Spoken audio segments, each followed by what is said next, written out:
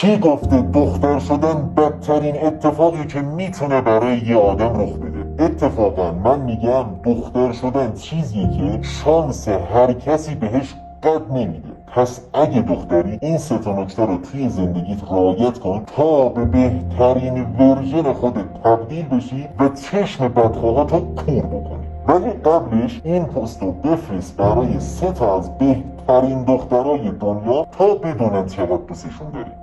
شماره 1، اگه وارد رابطه ای شدی و حس میکنی طرف داره ناز میکنه و تو رو نادیده میگیره و ارزشتو میذاره زیر پاش، همین الان سریع از اون رابطه بیا بیرون و تمومش کن. چون یه دختر باید ارزشمند باشه و هر کسی لیاقت به دست آوردنش رو نداشته باشه، نه اینکه خودش رو برای هر کس و ناکسی کوچیک بکنه. اوکی؟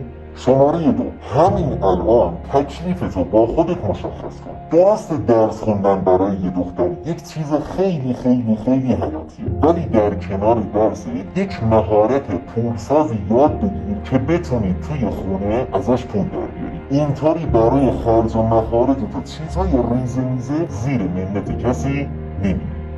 و شماره 3 که از همه‌شون مهمتره، به هیچ عنوان تاکید میکنم به هیچ عنوان خودتو برای کسی کوچیک نکن، خودتو خورد نکن. ارزش یه دختر، زیبایی یه دختر، پرنسس بودن یه دختر به دست نیافتنی بودنشه. پس هر کسی که ارزشتو میاره پایین و بهت بی احترامی میکنه، همین الان باهاش قطع رابطه کن. چه رفیق صمیمی، چه دوست 10 ساله و چه فامیل نزدیک.